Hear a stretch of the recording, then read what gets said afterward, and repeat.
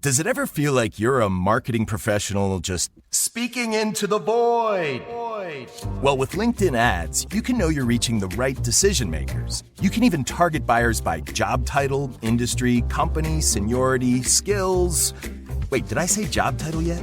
Get started today and see how you can avoid the void and reach the right buyers with LinkedIn ads. We'll even give you a $100 credit on your next campaign. Get started at linkedin.com/results. Terms and conditions apply. What if I told you that right now, millions of people are living with a debilitating condition that's so misunderstood, many of them don't even know that they have it? That condition is obsessive compulsive disorder, or OCD. I'm Dr. Patrick McGrath, the Chief Clinical Officer of NoCD. And in the 25 years I've been treating OCD, I've met so many people who are suffering from the condition in silence, unaware of just what it was. OCD can create overwhelming anxiety and fear around what you value most, make you question your identity, beliefs, and morals, and drive you to perform mentally and physically draining compulsions or rituals. Over my career, I've seen just how devastating OCD can be when it's left untreated. But help is available. That's where NoCD comes in. NoCD is the world's largest virtual therapy provider for obsessive compulsive disorder. Our licensed therapists are trained in exposure and response prevention therapy, a specialized treatment proven to be incredibly effective for OCD. So visit nocd.com to schedule a free 15-minute call with our team. That's nocd.com. Ever wonder what your lashes are destined for? The cards have spoken. Maybelline New York Mascara does it all. Whether you crave fully fan lashes with Lash Sensational, big, bold volume from the Colossal, a dramatic lift with Falsies Lash Lift, or natural-looking volume from Great Lash, your perfect lash future awaits. Manifest your best mascara today. Shop Maybelline New York and discover your lash destiny. Shop now at Walmart.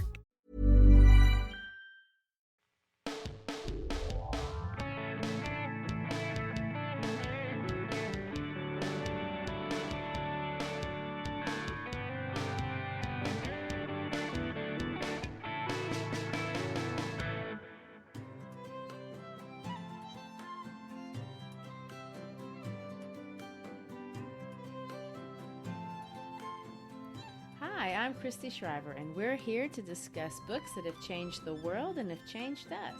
And I'm Gary Shriver, and this is the How to Love Lit podcast. Today we conclude our 5-part series on one of the world's most famous satirists, Jonathan Swift, and his most famous work, Gulliver's Travels. If Swift were alive today, I have no doubt he'd be a podcaster.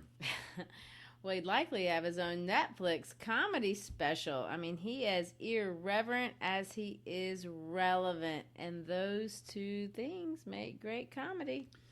Well, in Voyage 1 and 2, he attacks our behaviors as societies and how we act as groups. And he attacks partisan politics and governmental corruption and corruption in the name of faith and society's inevitable draw towards gratuitous violence, also often in the name of faith. For the most part, but not entirely, Swift discusses things we do as groups, things that are evil but that we justify or perhaps we don't even see. And he begins his attacks on things that he finds foolish that we do in the name of progress or modernity, but it's really understated. In Voyage 3, he unleashes these attacks, and he comes at the institutions. He attacks the academy. He develops an argument that uses the name of academic achievement to dress up our own hollow aspirations, and he goes on to assert that we dress up cruel arrogance and cloak it with the term progress, progress in science and in the progress in the arts. And he claims the elite have their eyes split. One is staring at the stars, the other staring at themselves. And this perception is so off that everything they do ends up being done poorly. I mean, it's really ill-conceived and really ill-executed. And an interesting picture to have in your mind, really. But, you haven't even mentioned my favorite part yet. He further claims that the elite class is so distracted looking at the stars as well as themselves that they require literally to be slapped in the face just to focus long enough to have a conversation with another human being.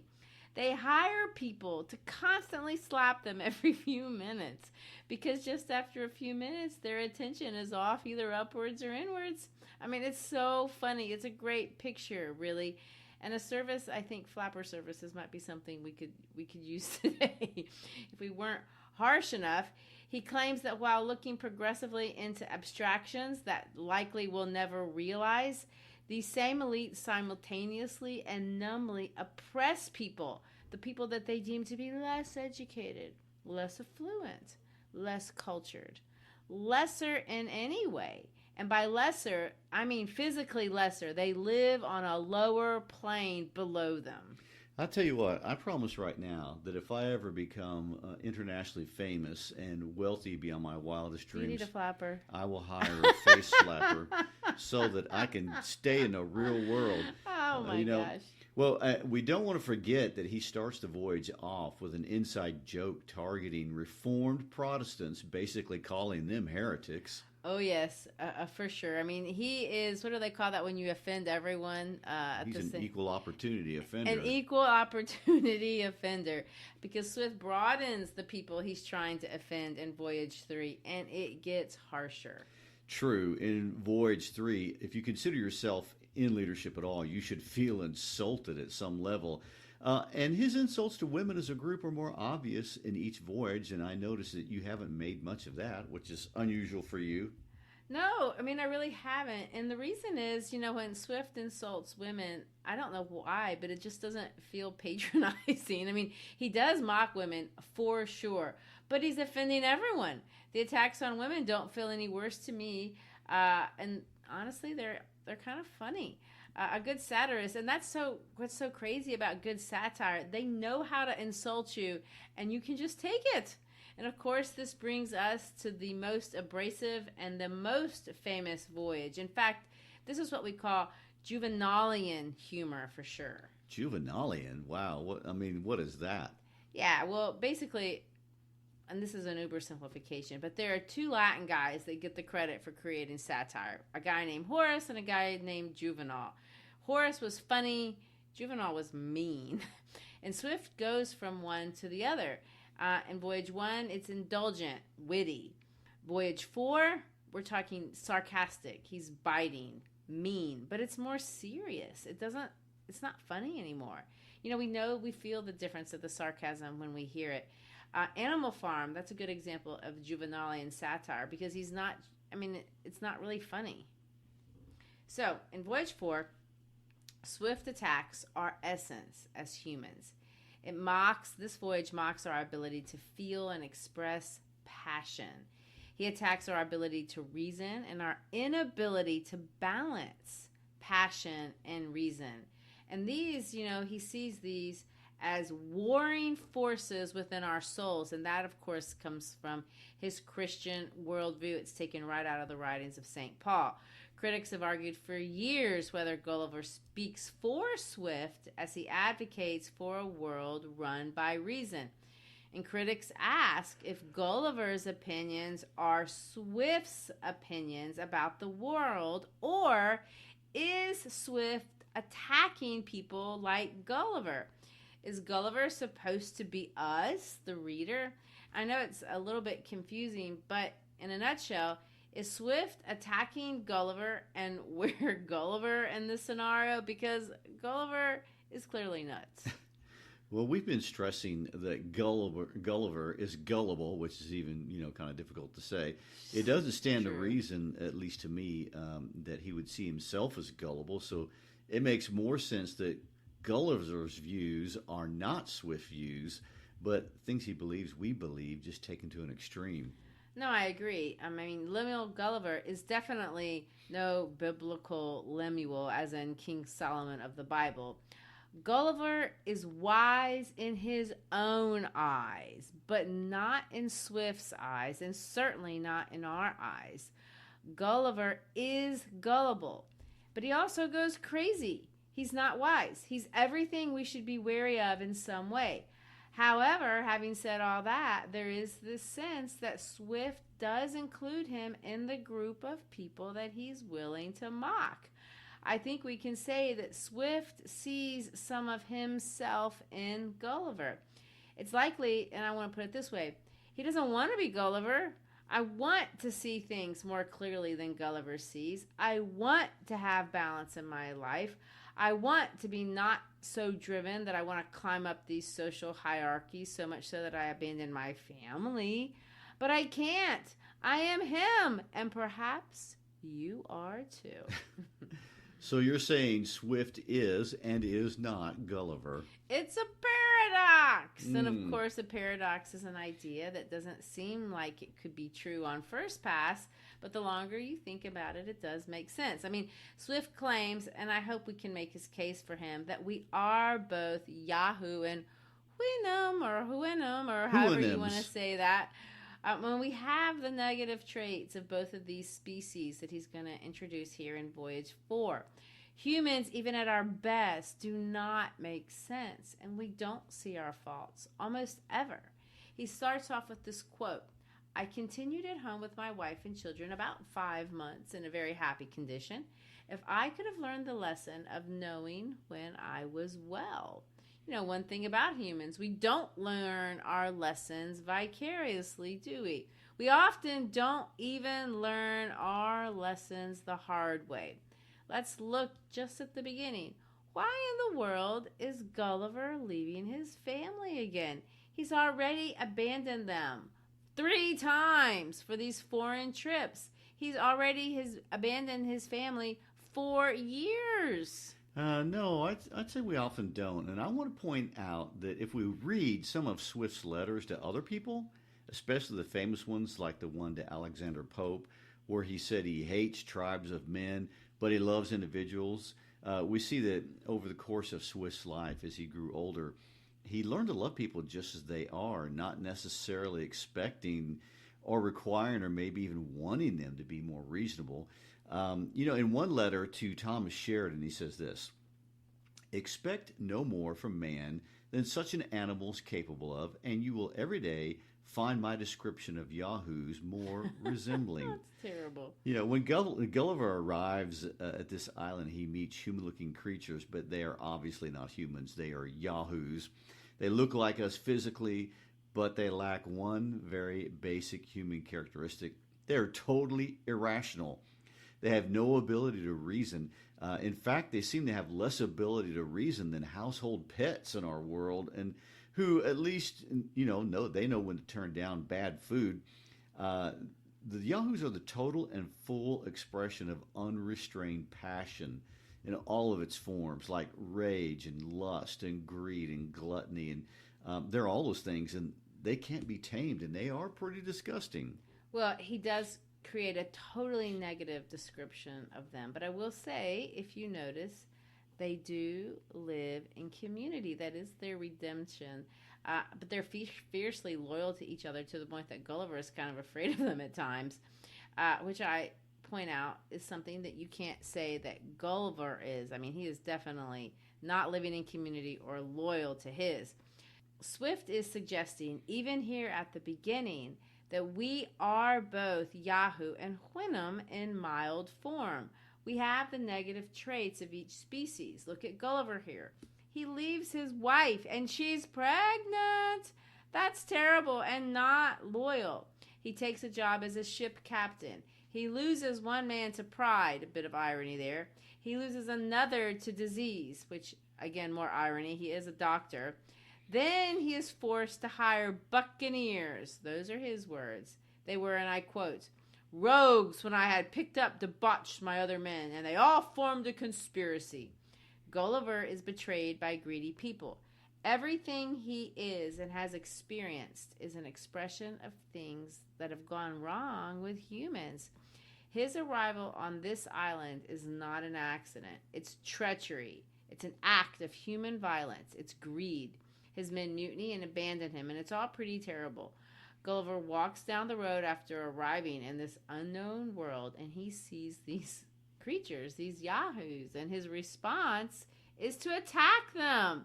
He engages the first expression of life that he sees with his own act of violence. I want to quote him here. I drew my hanger and gave him a good blow with the flat side of it. A hanger is like a knife. For I durst not strike with the edge, fearing the inhabitants might be provoked against me if they could come to know that I had killed or maimed one of their cattle. And of course he calls the Yahoo cattle because he has no other word to call them. My point being, for all of Swift's rantings about bad politicians and bad scientists and bad women, Swift is very well aware that he has his own personal demons. We are all Gulliver. And as we get to the end, Gulliver is less the purveyor of Swift's attacks. And he's going to transition to be more of the target himself. In this final section, Swift really plays around with the complexity of the human experience, because we're not just one thing, and we can't really be cured. Which to me seems such a dark point of view for someone who spent so much time writing satire. Swift doesn't think we're capable of changing. He really doesn't think almost anyone can be capable of seeing fault in themselves. And I'm really not sure why he wrote in the preface to Tale of a Tub, he says this: satire being leveled at all is never reasoned for an offense by any, since every individual persona makes bold to understand it of others, and very wisely removes his particular part of the brethren upon the should of the world, which are road enough and able to bear it, if you can follow that thought. Meaning that we all read satire and we all wisely understand that it's not directed at us. It's always directed at everybody but us. Exactly. We read satire. We absolutely agree that what the satire is saying is absolutely true. It just doesn't apply to me. I don't do that. You do that. He's talking about you, Gary. Well, thanks. But think about it. Who better than a preacher who goes to a pulpit week after week trying to get people to reform? I mean, when I listen to a sermon at Church Christian, I'm always sure that they're talking about you and not me. Well, we're jesting, but it's true. All of us remove ourselves from criticism, and we can acknowledge that that's a problem. And I would like to point out that this is a very common psychological phenomenon to do that. At another time, Swift will say this: no preacher is listened to but time. How is it possible to expect that mankind will take advice when they will not so much as take a warning? When Swift describes Gulliver's travels as being admirable things and will wonderfully mend the world, what he means is, I can write the most absurd things and we can all absolutely agree with everything I'm saying, but it doesn't matter. We won't reform. There will always be pride. There will always be corruption. There will always be violence. And in that way we are and always will be yahoos. And then we wonder why he's called a misanthrope. I mean, that is such a cynical way to think about people. I mean, and he is cynical. I mean, in that same letter that you quoted before, this is one of my favorite quotes. He says this: drown the world. I'm not content with despising it. That's taking it to another level. Well, I mean, it is, but it's not just anger. I mean, what we see here is passion. He's full of rage. Swift is a yahoo. When his buddy Pope complimented Gulliver's Travels when he read it, Swift declined the compliment. He said this: what I do is owing to perfect rage and resentment and the mortifying sight of slavery, folly, and baseness about me. So he's saying, my Yahoo comes out and it expresses itself as anger, and I hate that I'm an angry person. I don't want to be, but I am. I want to read another quote, and I know I'm going heavy on the quotes, but he said this about himself: nothing can well be more mortifying to reflect that I am of the species with creatures capable of uttering as so much scurrility, dullness, falsehood, and impertinence to the scandal and disgrace of human nature. I love using the word scurrility for scurrilous. Oh my gosh. Isn't that great? I can see why he's hard on himself, but wouldn't we say if what makes you angry is slavery, folly, and baseness, aren't you a good person? And that's what we might call righteous anger? Yes, I mean, I think many of us would say that, but I don't think Swift is one of those people. I mean, if you look at the Wyndhams, that's my horse sound, here in Voyage 4, Gulliver clearly admires them. And I'm going to go so far to say that Swift clearly admires them. But what does he admire about them? That he likes that they can keep it together. The Wyndhams are horses, and everyone who's ever been around horses, even a little bit, and that's me. I've only been around them a little bit. But even I know that horses are noble creatures. I mean, they're big, they're powerful, they're graceful. And Swift in his life absolutely loved him. But here the Houyhnhnms are more than just horses. They are totally ruled by reason. They do have faults, and we're going to get to those, but Gulliver likes them because they never lose their minds, ever. They're always fully in control and always make every decision based on reason. Swift would say, I see my humanity and my inability to control my anger, but unbridled passion expresses itself in many ways. All of them may be driven by self-interest, and that's what he rails at the most in all 4 voyages. Our pride and its blinding effect on us. And this will be the last quote. In Tale of the Tubs, he says this: bring your own guts to a reasonable compass. I know that's a weird thing to say, and I had to think about it for a long time because it's metonymy, it's metaphorical for, the rhetorical scholars. But what he means is we have to bring ourselves, our guts, to our pursuit of direction. Let me say it this way. We can't follow the advice of the compass if we don't bring our guts into it. Does that make sense? I mean, it's such a funny thing to say, but I do agree with it. Yeah, interesting it is, and it seems Gulliver doesn't have a good compass. No. Not physically. He's only circled the globe, but here at the end, not metaphorically either. But in the last 2 chapters of the book, where Gulliver claims to be living totally on the basis of reason, we find that Gulliver has gone crazy by almost any standard. He has to be restrained from jumping overboard by the threat of change. He can't be around his family. He spends hours talking to horses. He's so vain he cannot condescend to participate in British community. He's petty. He's mean. He also swears to being entirely honest. Yet that's what I find odd. He identifies with Sinon, the famous liar of Troy, who talks the Trojans into accepting, of all things, a Trojan horse, or should we say a Trojan Houyhnhnm. I mean, that's a pretty clever little joke, and we're left to wonder, who's Gulliver lying to here at the end, if not himself? And I would like to throw in one other psychological note. There's a guy who's the king of the AP psychology world named David G. Myers. He's written a book called Intuition, and in that book, they did brain studies of people who had the parts of their brains that were damaged that managed mostly emotions. And so these people were left completely to reason. They were very rational, Spock-like people, and what they found out in the research, they made horrible, terrible decisions. And so you need both sides of the brain to make it work. Well, it's all very clever. And the idea that, Swift kind of brings that idea, like what you're saying, with this Greek allusion to Sinon, the liar of Troy, brings us to the Houyhnhnms in part 4.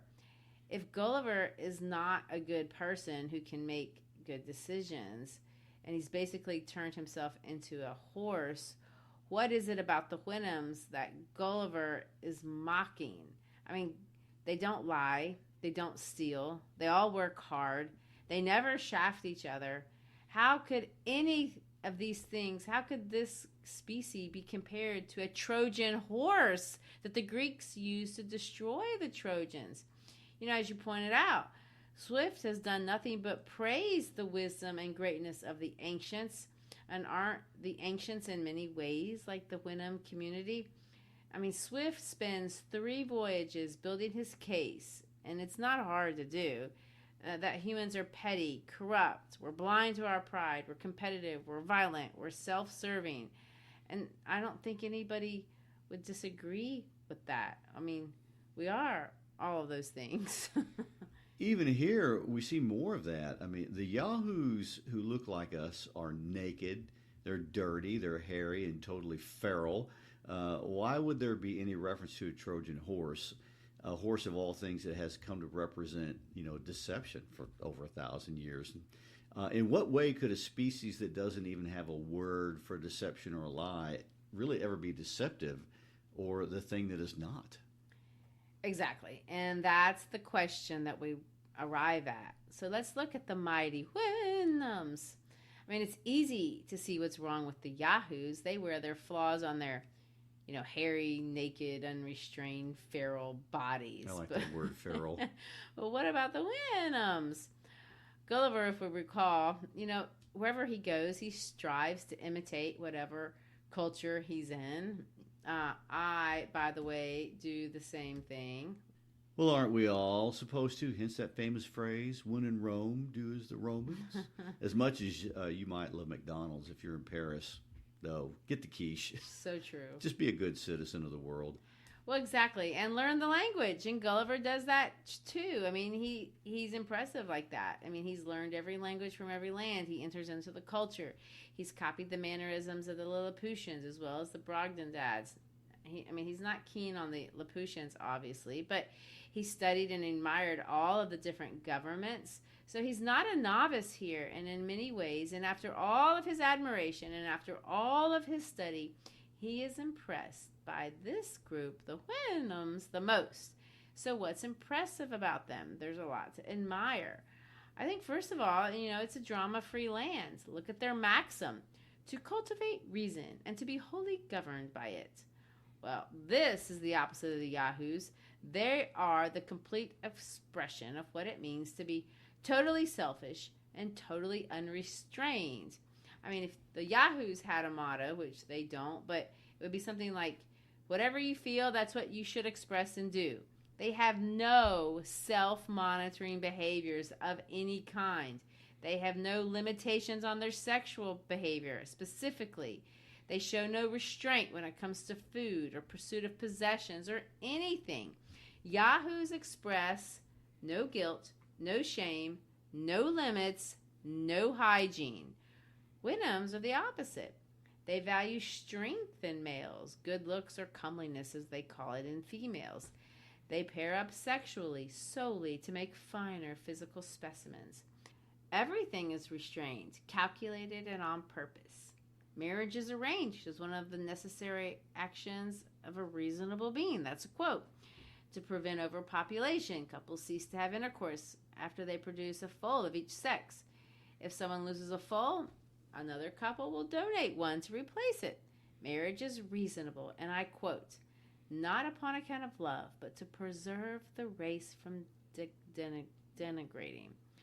So sexual appetite is totally non-existent, or if it does exist, it's certainly not indulged in any way.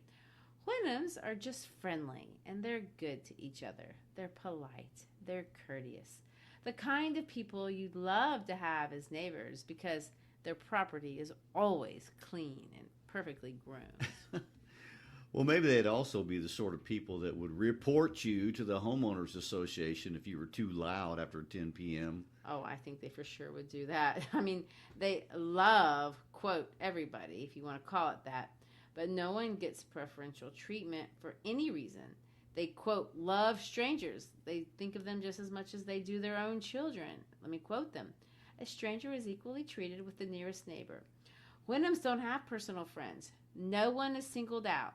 This is a completely privilege-free land. Perfection is what is striven for.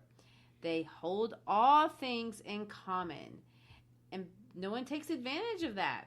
They all do the exact same amount of work required of them. They don't hoard. This isn't in the text, but I can imagine in this community, nobody litters, nobody cuts each other off in traffic. They don't even seem to have or want individual identities. They don't even have personal names. They act only in the best interest of the group. They don't suffer when someone close to them dies. The surviving members are immediately provided for with a replacement family member. It's all stoic. Gulliver, as philosopher, finds this to be utopia. None of the problems other societies have occur here. Basically, Gulliver, he has to leave what we would consider a modern society of the Lilliputians because of conflict. And I would say that the Lilliputian society looks the most like ours of any of them. So he goes to the Brogdendags, and that's a primitive society, but he can't survive there. And again, I'm not sure I could have pulled it off either. He hates the inefficiency and the cruelty of the progressive society or the scientific Lilliputians. It's passive-aggressive and cruel. But now he's found utopia. Everything works. Everything's in harmony. Everything's in perfect peace. All it took was for there to be no humans. Well, speaking for the introverts of the world, I think I know how people would go for this. Oh yeah, for sure. I mean, I think I've seen those T-shirts on Etsy. Like, I think there's a actual line of fashion called "I Hate People." True. And even though Etsy's fairly new, the ideas of the Wenham world are ancient. I mean, just that word utopia is a historical illusion. Sir Thomas More, or St. Thomas More, depending on which title you prefer, in 1615 he published a book called Utopia, which is where we get that word from, because in it he outlined a so-called perfect society. It's also satire, and obviously that book came out 100 years before Swift. But of course, Moore isn't the only one to comment on this idea that we can or cannot create a perfect society. Utopian societies flourish in England as well as in America all throughout the Victorian era. And it wasn't in books, it was in real life. I mean, communes emerged on both continents where everyone had everything in common, often including their spouses. Oh, my. By sharing everything, supposedly greed is abolished and peace abounds. And heck, that's pretty much what they tried to do in Woodstock in 1969. But if we go back before Woodstock and the 19th century communes, even before Utopia by More, we see that Plato made a run at building a utopia in his work, The Republic. And this Wenham society looks a lot like Plato's Republic. And in fact, the Wenhams would make perfect citizens in Plato's Republic. They wouldn't horse around, by the way. They're ruled entirely by reason. In Plato's Republic, private interest is always eliminated in favor of the common interest. Marriages work exactly like they do here. You know, in reality, homogeneity is the key to Plato's Republic, and it's really the same here at this point in the book. They are Stoics. Feelings don't play into anything. It's the embodiment of pure reason. I thought it was interesting that not only do they not have a word for lying, they don't understand the concept even of an opinion. I mean, that doesn't exist. And we must all be the same in our thinking. There can be no diversity of thought of any kind. There's only correct thinking and incorrect thinking, and thus we create our utopia. I've had teachers like that. Yeah. Well, differences of thought create conflict, and we want stability. It sounds good, but really the subtext in all these utopian novels is that it's ultimately tyranny, even if it's coded in niceness and virtuous talk. And Plato's Republic, the philosophers rule, and the military class controls the stability. On the outside, it is perfect. And if I understand this correctly, Gulliver, who is gullible, sees it as perfect. But maybe Swift does not. Yeah, I think that's where we're going. I mean, look at the other side of the coin, though. The Yahoo, for sure, is the most powerful symbol in the entire book. I mean, this symbol is so strong it stood out to turn into one of the internet's first search engines. It's named after him. I mean, the word Yahoo is part of our vernacular. It represents, in many ways, the bestial elements in our humanity. Freud called it our id. Some people call it our libido. The Bible calls it the flesh. But there's something to the Yahoo, that's really real. And when Gulliver looks at it on display with no restraint at all, he recoils with horror. Some of the descriptions are really funny. The physical descriptions are gross, and of course the Yahoos smell, but they're unteachable, they're lazy, they fight over shiny stones that have no practical value. I can do that. They devour everything that comes their way, whether they're hungry or not. They drink a lot of alcohol, and they chew on, some drug that sounds like it kind of resembles pot, something like that. But my favorite descriptions has to do with the women. I mean, these are mean girls. They're flirtatious. They tease boys. They bully each other. It's very sexually aggressive.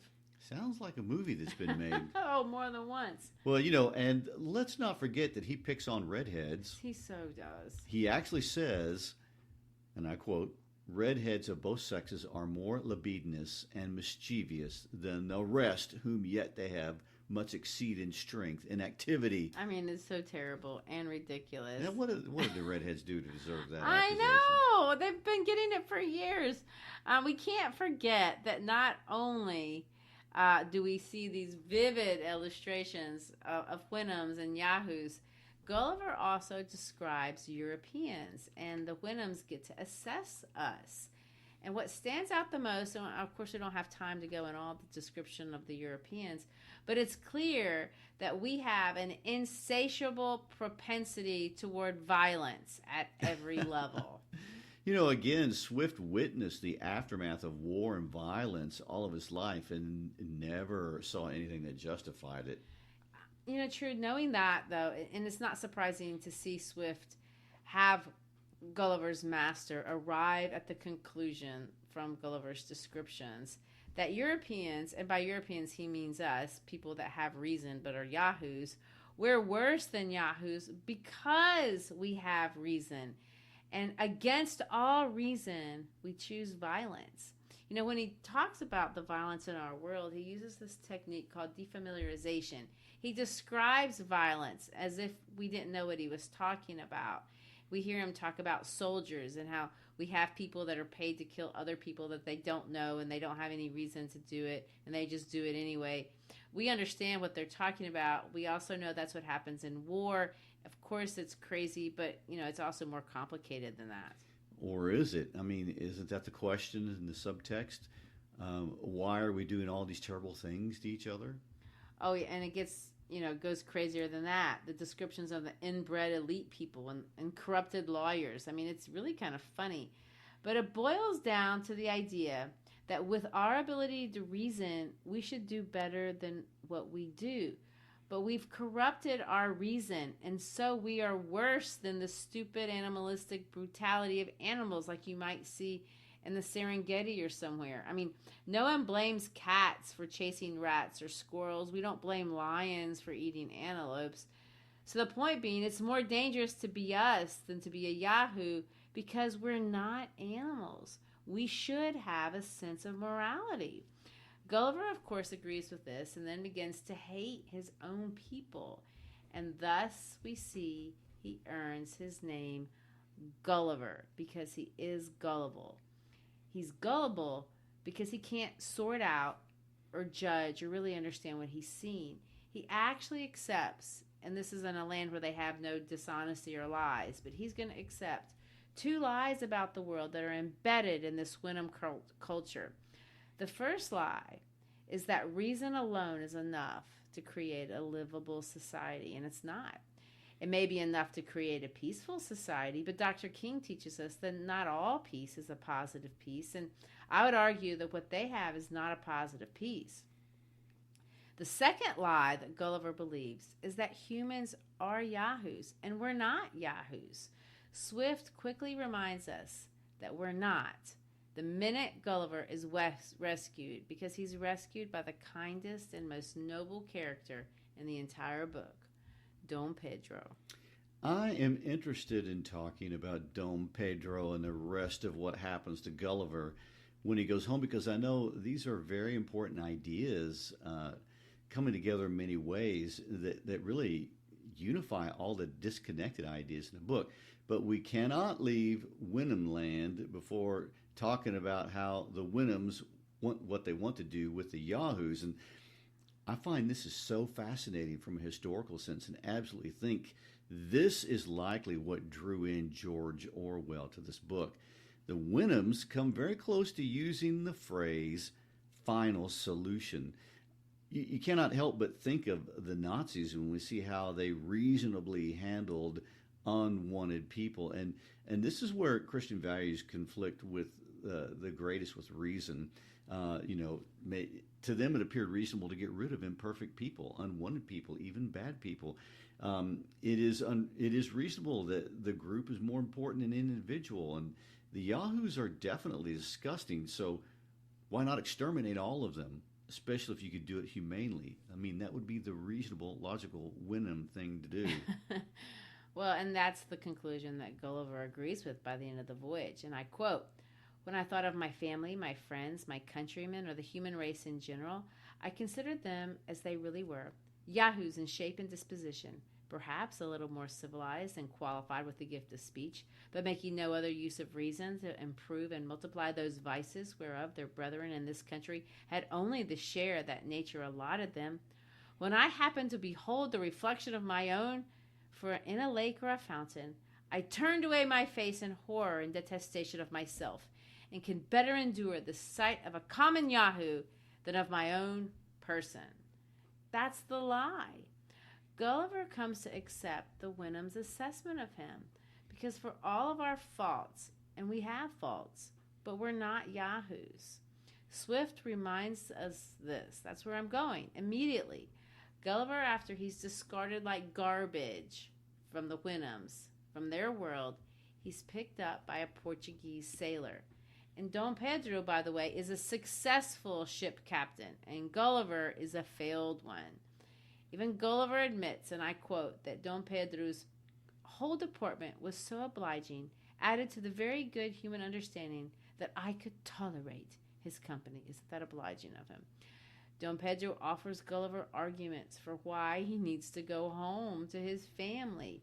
Dom Pedro understands that we are better when we have human connections, when we have connections to people, when we have connections to places. Dom Pedro cares for Gulliver. Of course, Gulliver endures his embrace when they depart, as he can't stand the touch of even or the smell of humans. He's so arrogant. Gulliver has become ridiculous. I mean, he imitates the Wenhams by trotting like a horse and even neighing like a horse. And even after 5 years, he finds the smell of humans offensive so much that he always keeps his nose stuffed with rue, lavender, or tobacco leaves. He can't bear the touch of his wife and children, and his best friends are the two horses. There's just so much irony here. At the beginning of the book, we see that preface, and his cousin and publisher Simpson tells the reader in the intro that Gulliver lives retired but in good esteem among his neighbors. This has got to be a kind description. He's a lot kinder, Simpson is, than the prideful Gulliver, because Gulliver looks down on everyone else. Gulliver, in an attempt to find perfection, has completely given up on people and what it means to be human. Another point of irony is that in every voyage, Swift points out that Gulliver hates being laughed at. But here we have to know that everyone in town is laughing at the man because he trots around like a horse, thinking himself better and superior to everyone else. And his pride has turned him into a laughing stock, and the joke is on him. And, I've said this many times about relationships. You can be right, and you can be alone, and that's exactly what Gulliver has done. True. And of course, that's how we conclude this ironic sermon by Ireland's most famous preacher. You can be right, and you can be alone. So embrace your brother, your sister, your friend, imperfections and all, diversity of thought and all. And most of all, please avoid violence. Use your reason to figure it out, knowing we're all just a little bit yahoo, and that's okay. There is no doubt that Swift will always be relevant. And so thanks for being with us today. We hope you've enjoyed this series on one of the English language's greatest pieces of satire. And as always, we ask, please share about us with a friend, text them an episode, post a link on social media. Please help us grow.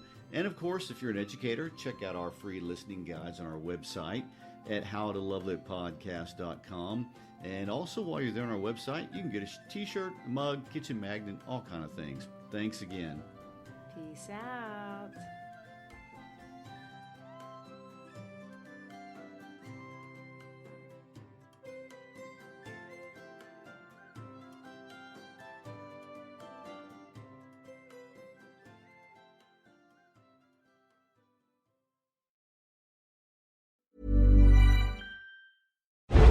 Strap in.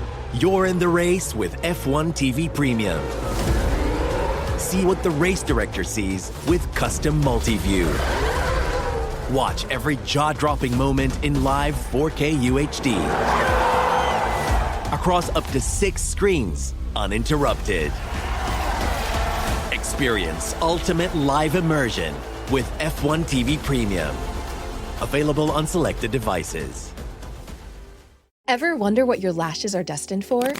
The cards have spoken. Maybelline New York Mascara does it all. Whether you crave fully fan lashes with Lash Sensational, big, bold volume from the Colossal, a dramatic lift with Falsies Lash Lift, or natural-looking volume from Great Lash, your perfect lash future awaits.